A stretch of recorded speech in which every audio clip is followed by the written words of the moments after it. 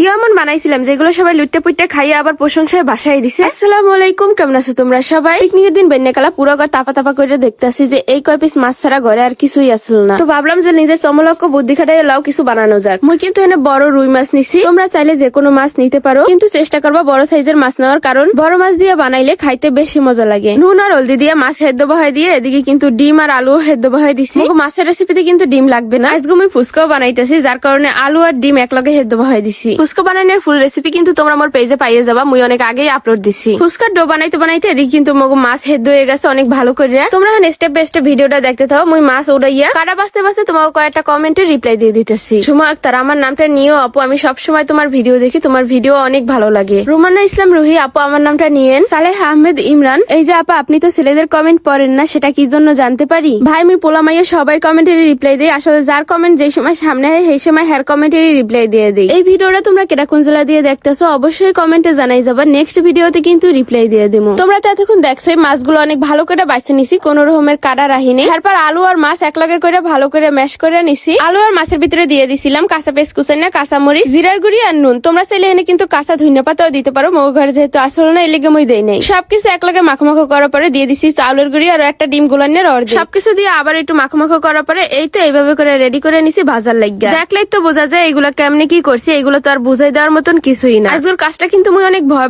করে করতেছিলাম, কারণ ঘরের মানুষ ছাড়া মুই কিন্তু আজ পর্যন্ত মোর রান্নার খাওয়ান কোনো বাইরের মানুষের খাওয়াই নাই। এই প্রথম ঘরের মানুষ ছাড়াও কারো লাগিয়ে খাওয়ান বানাই নিতে আসছি। সবসময় তো তোমাকে ফাইনাল লুক দেখাই, এত তারাই আসছিলাম যে বানাই নেওয়ার পরে তোমাকে ফাইনাল লুক দেখানোরও সময় পাই নাই। এরকম করে ভাইজে উঠাই নিলেই কিন্তু রেডি হয়ে যাবে আজকের ফিশ কাবাব রেসিপি। ও আজকে তো মুই কাবাবের মশলা দেই নাই, তোমরা চাইলে কিন্তু কাবাবের মশলাটাও দিয়ে দিতে পারো। সবাই যে খাইয়া প্রশংসা করছে এটাই অনেক বেশি, এর তো বেশি আর কিছু চাই না। আজকের ভিডিও এই পর্যন্তই, নেক্সট ভিডিও পর্যন্ত সবাই ভালো থেকে সুস্থ থাকো, আল্লাহ হাফেজ।